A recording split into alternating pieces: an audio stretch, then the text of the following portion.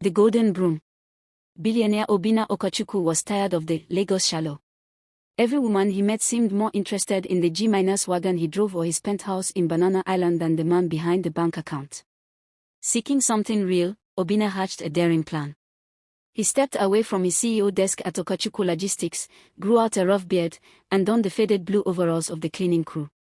Under the alias Busy, he spent his days scrubbing floors he technically owned. Most employees didn't even look him in the eye, except for Amoka, a vibrant junior accountant with a laugh that echoed through the sterile halls.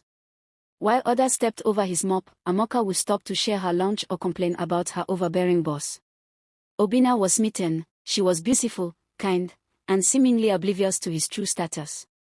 He felt he had finally found a diamond in the rough. Their romance blossomed in the most unlikely places, the fire escape stairs and the staff canteen.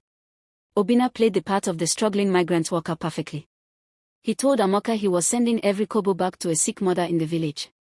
Amoka, in turn, confessed her dreams of starting a fashion line. "I don't care about money, Busy," she whispered one evening as they watched the sunset from the office roof. "I just want a man who is loyal. My ex cheated on me with a wealthy socialite, and it broke my heart."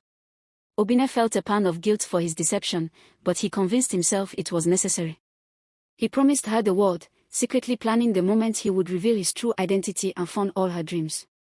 He was convinced she was the one. The masquerade began to slip when Obinna's cousin and business partner, Chidi, spotted him near the elevators.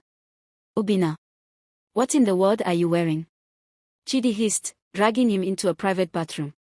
Obinna explained his love experiment, but Chidi warned him that playing with people's lives rarely ended well.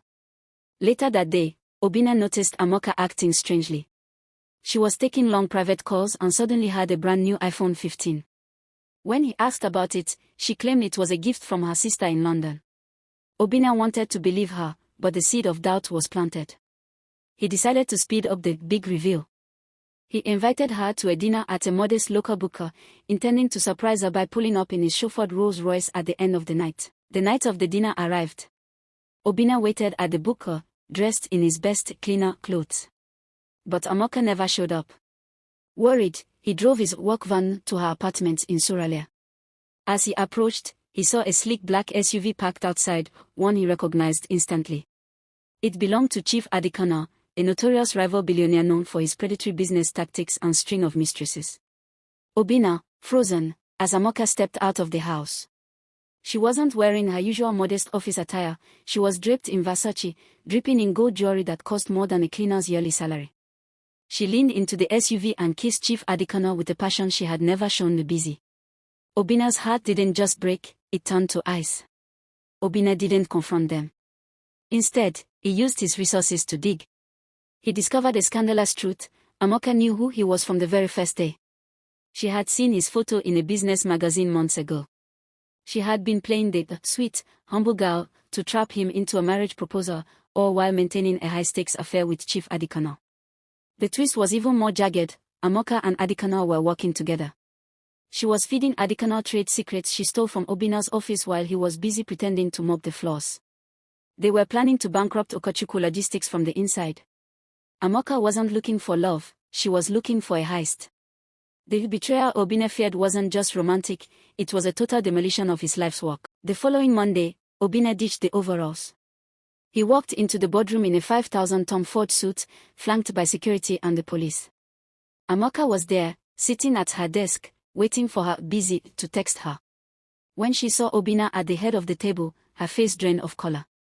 "The floors are finally clean, Amoka," Obinna said, his voice cold as a Lagos harmattan. He threw a folder of photos and bank statements onto the table. "I found my true love, but she turned out to be a corporate spy." As the police led a screaming Amoka away for industrial espionage and theft, Obinna looked out truth, but the cause was his belief in innocence. He realized that in the concrete jungle of Lagos, even a billionaire shouldn't play games with shadows, because sometimes, the shadows play back.